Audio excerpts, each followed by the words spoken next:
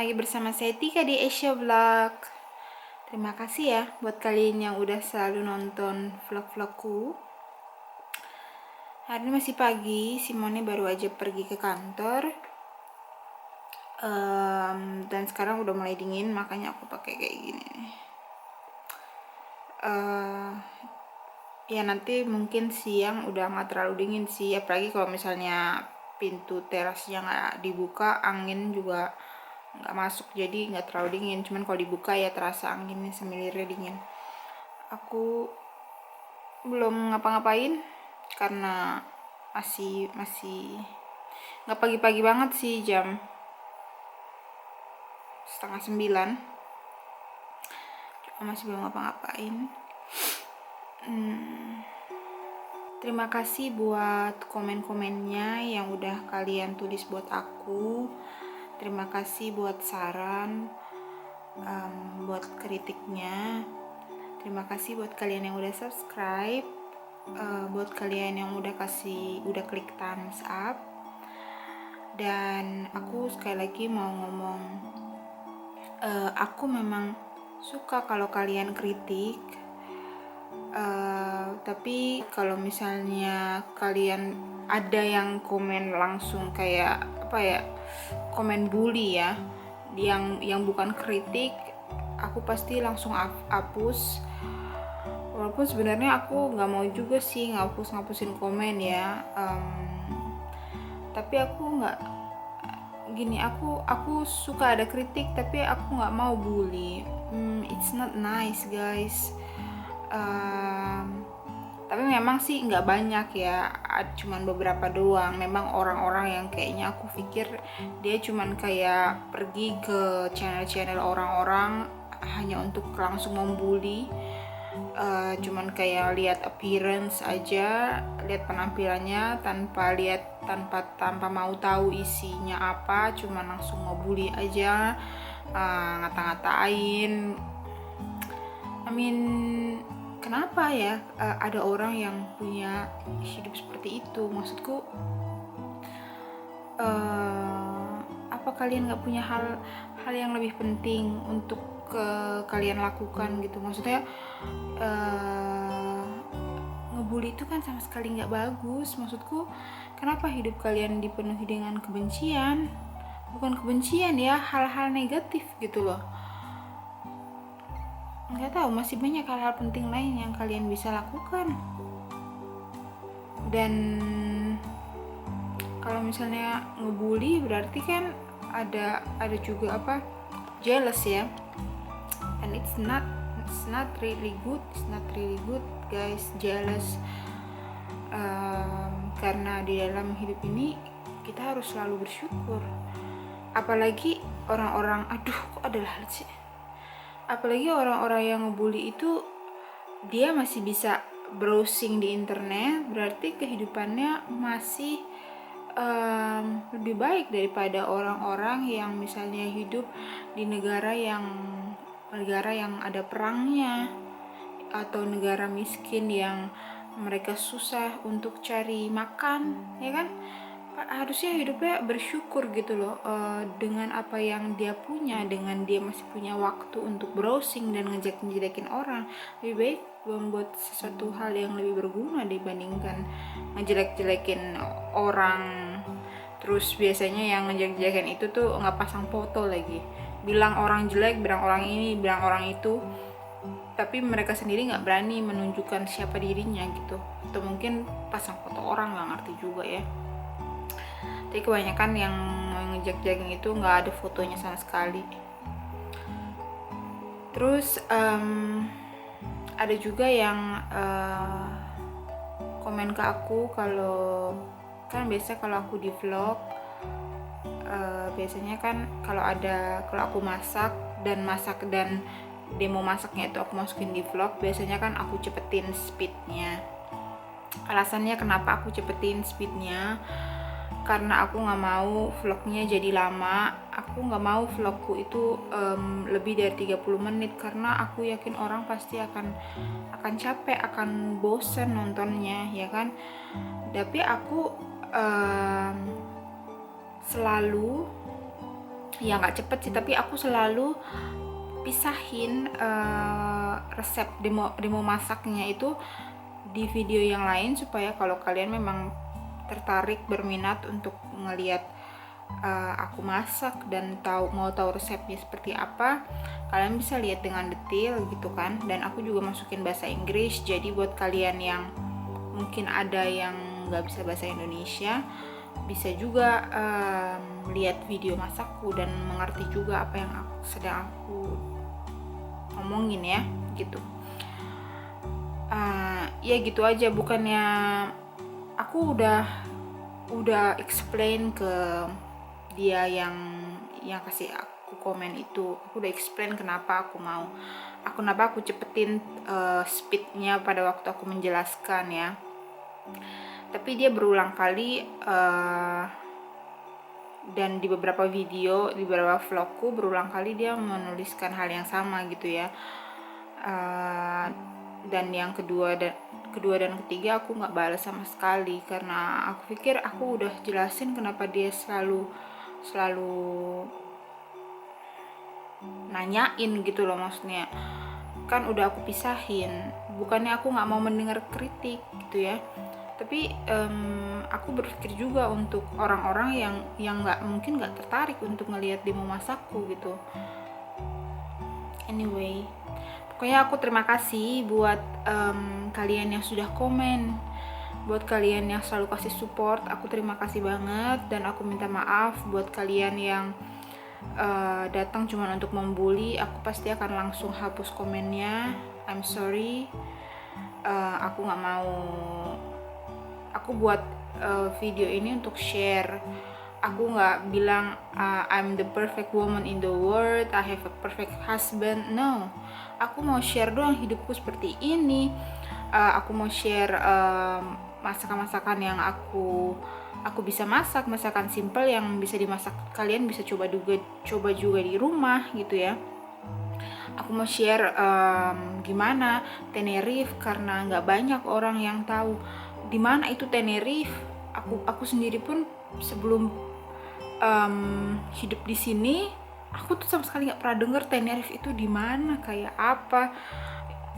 Dan Tenerife itu beda gitu dari tempat-tempat di Eropa yang lain. Jadi aku pengen kasih lihat ke kalian, bukan untuk pamer, tapi siapa tahu ada di antara kalian yang tertarik untuk berlibur ke sini, atau hanya untuk lihat ternyata ada tempat seperti Tenerife yang ternyata itu di bawah Spanyol. Selama ini aku nggak pernah menyangka kalau Spanyol itu punya kepulauan gitu ya. Jadi untuk kalian yang tertarik, kalian bisa lihat pemandangan di sini. Oh, hidup di sini seperti ini. Oh, pantai di sini seperti ini. Oh, ada kemiripan mungkin sama Bali atau sama ada tempat lain di Indonesia. I don't know. Karena aku belum pernah juga kayak keliling Indonesia gitu ya. Anyway, pokoknya aku nggak mau banyak omong-omong, nanti mungkin kalian juga akan bosan dengerinnya ya. Gitu aja, sampai ketemu nanti waktu aku di dapur seperti biasa. Oke, bye bye. Halo guys, aku udah dari dapur nih sekarang. Terima kasih buat kalian yang sudah selalu menonton video-video masakku, dan buat kalian yang sudah coba, semoga kalian suka. Kali ini aku mau tunjukkan ke kalian bagaimana caranya menyangrai wijen. Ini aku sudah beli wijen putih. Jadi biasanya kalau wijen yang sudah disangrai harganya lebih mahal dibandingkan dengan wijen yang belum disangrai seperti ini. Jadi kalau kalian mau irit dan mau tahu bagaimana caranya menyangrai wijen, saya akan tunjukkan caranya. Oke? Jadi pertama-tama kalian harus mencuci dulu wijennya. Jadi mari kita cuci. Ambil wijen secukupnya ya. Kalian bisa semuanya atau setengah bungkus. Kalau misalnya kalian sering, ya kalian bisa semuanya dan menggunakan penggorengan besar untuk menyangrainya. Tapi kalau kalian jarang menggunakannya, kalian bisa sangrai secukupnya kalian mau. Jadi mari sekarang saya mau sangrai setengahnya.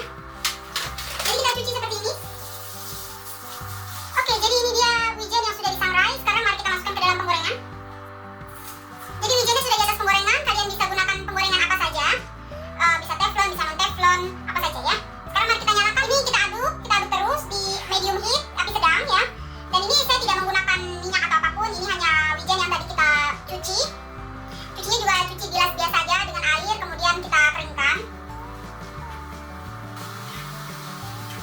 Kita akan sangrai terus, aduk-aduk terus sampai airnya benar-benar kering dan wijennya berubah warna sedikit coklat ya. Oke, ini sudah selesai. Bagaimana cara mengetahuinya kalau sudah selesai? Dia akan meletek-meletek gitu seperti popcorn ya. Dan biji wijennya itu menjadi gendut-gendut dan warnanya sudah berubah agak kecoklatan. Itu tandanya sudah selesai ya. Ini kalian biarkan di atas wajan ini, di atas penggorengan ini sampai dia agak dingin, baru nanti kita akan masukkan ke dalam toples. Oke? Jadi wijen yang sudah disangrai seperti ini pada saat kalian makan, pada saat kalian hancurkan untuk ditabur di atas makanan, ini wanginya akan lebih harum dibandingkan wijen yang belum disangrai ya. Dan ini bisa tahan sampai berminggu-minggu ya. Oke, jadi ini dia wijen yang sesudah dan sebelum disangrai. Ini wijen sebelum disangrai. Ini wijen sesudah disangrai. Jadi kalau kalian lihat perbedaannya, ini wijennya putih dan gepeng-gepeng ya. Di sini wijennya agak sedikit coklat dan dia terlihat gendut-gendut ya. Dan ini lebih glowy karena mengeluarkan sedikit minyak dibandingkan ini. Sekarang aku mau bentar, aku mau matiin lampunya dulu. Aku mau ngangetin makanan. Hari ini Simon dia ke kantor. Jadi aku makan makanan sisa aja. Ini nasi. Dan di sini ada fuyung hai. Gitu. Yang gampang-gampang aja, guys. Hai guys, aku udah selesai makan.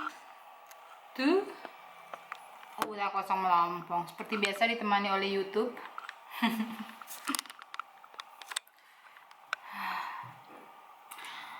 Cepet banget aku makannya, cuma dalam 15 menit. Kalau nggak ada Simon cepet makan. Soalnya kalau ada Simon sambil ngobrol gitu. Karena aku suka mikir ya, aduh kenapa aku nggak mulai ngevlog dari semenjak aku nikah ya. Karena kita udah sering banget jalan-jalan ke sana kemari, terus kayak dengan waktu kita ngurusin dokumen di sini, ngurusin dokumen di Itali.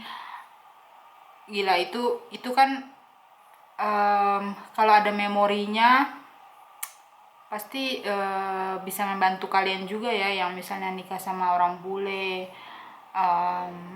Buat kalian yang mau tahu gimana caranya, susahnya jatuh bangunnya mengurusi dokumen-dokumen yang bikin pusing kepala itu ya. Aku tuh dulu sempet sampai nangis. Gila, ada helikopter lewat tuh sampai bergetar gitu. Aku tuh dulu sampai sempet nangis gitu ya, sampai aduh kenapa sih kok, apalagi waktu di Italia tuh bener-bener deh.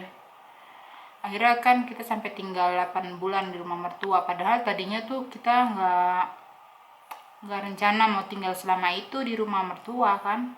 Tadinya rencananya si Simon itu habis registrasi perkawinan kita, bikin residence permit di Italia, terus bisa langsung ke sini kan.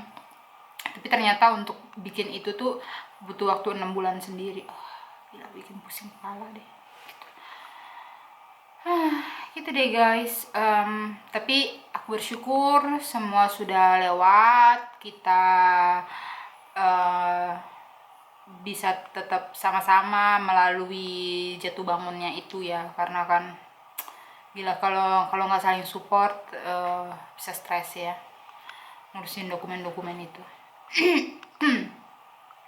Terus kan kita ngurusin dokumennya 2 kali kan, di Italia dan di sini gitu, karena memang Simone udah tinggal di Tenerife sebelumnya ya. Jadi kita harus pindah ke sini karena kan Simone punya perusahaan di sini kan. Jadi aku ngurusin 2 kali, aku belajar bahasa 2 kali. Itu juga bikin pusing kepala ya, dan akhirnya aku sampai yang oke lah, aku udah give up Spanishku, aku nggak dalemin ya. Pokoknya yang penting aku bisa basic conversation, terus paling perbanyak vocabulary aja sih gitu. Cuman aku udah give up deh untuk Spanish ya. aku sih bisa untuk conversation yang basic, yang standar, tapi kalau udah mulai kayak menjelaskan lebih dalam, apalagi dengan bahasa-bahasa apa kedokteran, bahasa politik, aku nggak tahu. Oh, mungkin aku bisa kasih lihat ke kalian.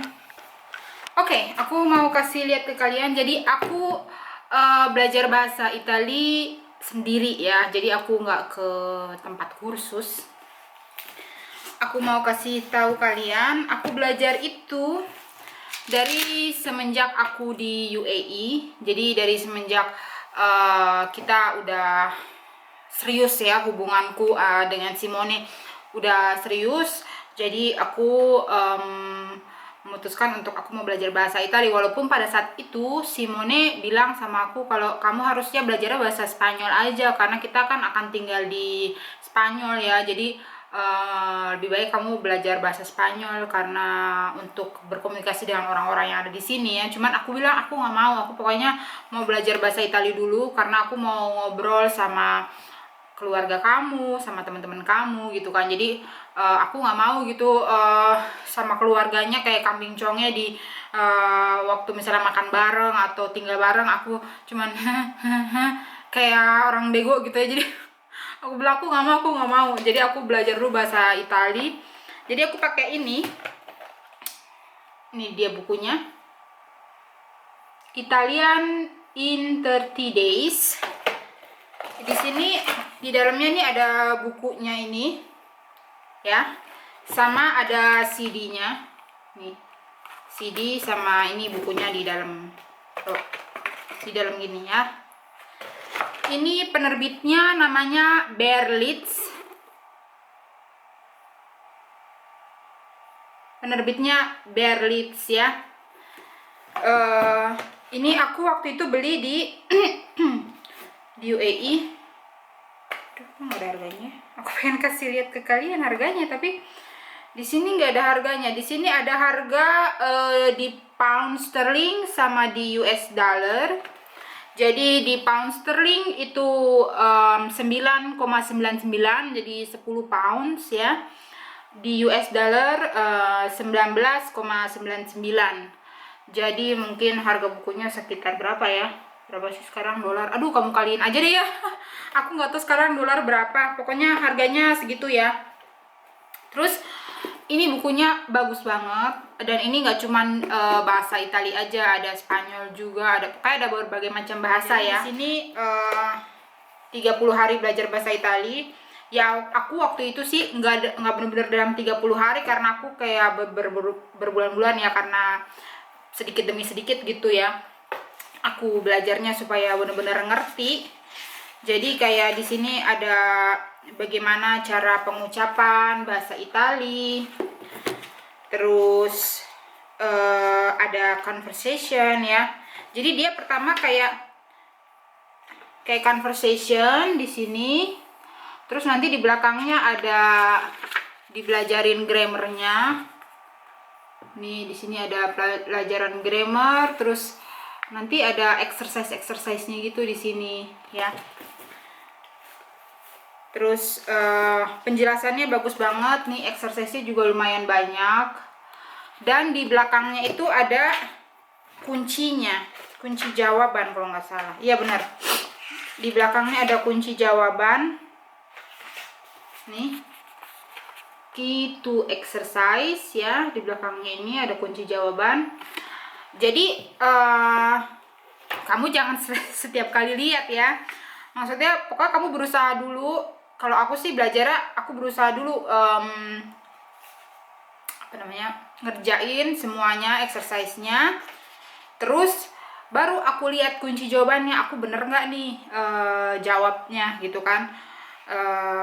Kan kadang ada juga yang aku sama sekali nggak tahu jawabannya apa gitu. Jadi supaya kedepannya itu aku nggak salah gitu kan, jadi aku lihat kunci jawaban oke, jadi kalau kayak gini gitu deh pokoknya ya. Ini bukunya bagus, ini membantu aku banget.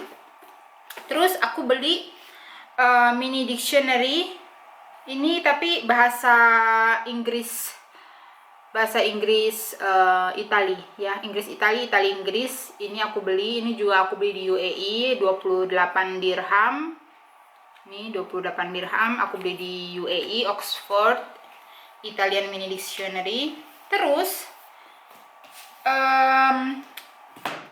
waktu aku pulang ke Indonesia, aku beli lagi di Indonesia untuk belajar dari bahasa Indonesia ya. Ini yang aku beli di Indonesia.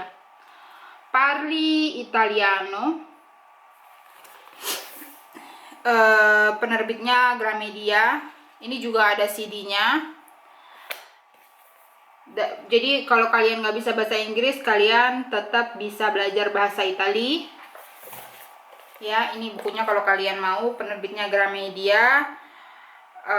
Pengarangnya Maurizio Spina and Sir Khalifatullah Ermaya. Ini belakangnya. Ini nggak tahu harganya berapa, nggak ada harganya. Oke, ini.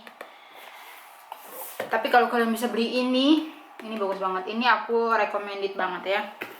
Terus kalau kalian tinggal di Italia, kalian bisa beli. Bentar. Waktu terakhir kemarin kita ke Indonesia, aku beli ini buat si Simone. Jadi ini kamus yang Italia Indonesia, Indonesia Italia. Ini bagus ya. Ini bagus. Jadi kenapa aku beli? Karena ini ada bahasa Indonesianya. Jadi si Simone bisa belajar bahasa Indonesia. Sebenarnya aku juga udah punya ini ya, tapi karena ini ke bahasa Inggris, jadi aku beli lagi ini buat si Simone. Terus kalau kalian di Itali dan kalian mau belajar bahasa Itali dari bahasa Inggris ya, ini bahasa Inggris. Nah, ini bahasa Itali semua. Yang ini bahasa Inggris. Nih, kalau dari bahasa Inggris ini conversation ya, basic conversation, I speak Italian. Ini harganya €9.90. Ini bagus untuk basic conversation. Di sini ada penjelasannya gimana cara bacanya. Terus ada juga kayak vocabulary. Jadi nggak cuman conversation, tapi vocabulary juga. Terus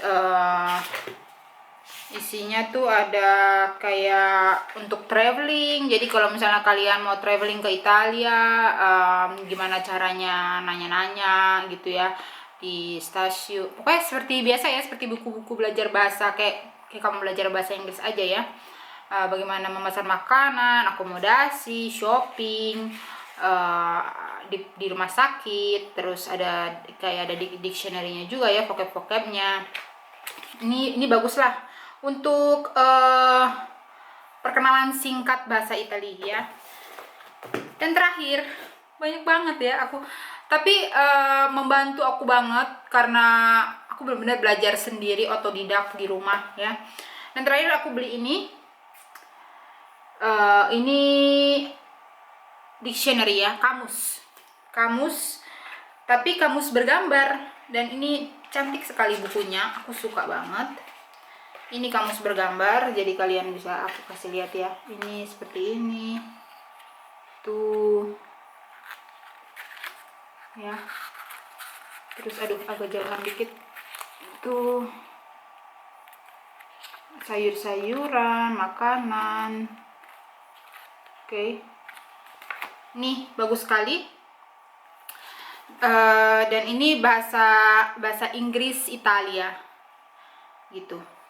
Ini bagus banget bukunya. Ini harganya €14.90, jadi €15 ya. Jadi gitu guys. Buat kalian yang tertarik bahasa Itali, nanti mungkin untuk ke detail buku-buku ini aku tulis di bawah ya. Jadi aku recommended banget yang ini sama yang ini. Ini dua ini untuk dictionary-nya, dan ini untuk belajar bahasa. Karena kalau kalian nggak mau ikut kursus ya harus beli buku ya. Terus juga kalau kalian mau online, maksudnya belajar pakai aplikasi, aku juga belajar pakai aplikasi namanya Duolingo, nanti aku tulis di bawah ya. Itu Duolingo juga lumayan bagus ya buat latihan-latihan online. Jadi kamu bisa download aplikasinya di mobile, di handphone kamu, atau di komputer juga bisa. Jadi latihan dari situ, itu cuman exercise doang isinya ya. Kamu harus bisa basic Itali dulu sama Inggris ya, karena nggak ada dari bahasa Indonesia ke Itali. Jadi cuman ada dari bahasa Inggris ke Itali. Dan sama praktis juga ya, itu yang juga membantu aku. Jadi aku praktis sama keluarganya Simon, terutama sama mamanya. Karena mamanya si Simone itu dia tahu aku nggak bisa bahasa Itali waktu aku baru datang di sana ya, tapi dia selalu ngobrol sama aku pakai bahasa Itali. Dia nggak peduli kalau aku tuh nggak ngerti, dia selalu ngomong, dia selalu jelasin, tapi pakai gesture ya. Jadi dia campur bahasa Itali dan bahasa tubuh gitu. Dia jelasin ini gini gini gini gini. Terkadang aku ya, terus aku inget terus kan, oh ini artinya ini, dia lagi cerita ini. Terus kayak misalnya kita lagi gosok, aku suka bantuin dia gosok juga kan, jadi setengah-setengah lah gitu gosoknya. Ntar dia suka ceritain, kan kita nonton sambil gosok sambil nonton TV, terus dia ceritain di TV lagi gini gini gini, itu lagi pokoknya gitu deh. Terus dulu aku sama Simone pas baru kenal itu kita ngomong selalu bahasa Inggris.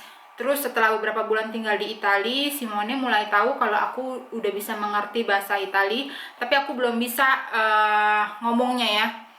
Jadi kayak pasif gitu ya, bahasa Itali pasif ya. Aku mengerti tapi aku nggak bisa ngomongnya gitu. Jadi semenjak Simone tahu kalau aku bisa ngomong bahasa Itali, dia selalu ngomong dalam pakai bahasa Itali ke aku, dan aku ngeresponnya pakai bahasa Inggris ya. Begitu selama beberapa bulan, terus kemudian aku memutuskan untuk mulai ngerespon dia pakai bahasa Itali juga ya. Ini terbata-bata, itu pas terbata-bata dan aneh gitu ya. Dan Simone juga aneh ngedenger aku ngomong pakai bahasa Itali gitu ya. Biasanya selalu pakai bahasa Inggris, tapi aku pelan-pelan. Pokoknya kalau aku nggak bisa, nanti aku kayak misalnya aku mau ngomong ini bahasa Inggrisnya apa, di bahasa Itali apa gitu. Jadi aku selalu kayak waktu ngomong juga, untungnya Simone juga sabar ya, nungguin aku. Kadang-kadang aku sampai mikir, aduh aku mau ngomong ini tapi tunggu bentar ya, aduh aku mikir dulu ini apa gitu kan. Tapi pelan-pelan bisa. Sekarang aku sama Simone selalu ngomong pakai bahasa Itali kalau di rumah. Cuman kalau di depan kalian, aku selalu ingetin Simon untuk ngomong pakai bahasa Inggris, karena kalian kan nggak ngerti bahasa Italia gitu. Oke gitu guys, sekarang aku mau siap-siap mau pilates, dan sampai ketemu nanti ya. Oke.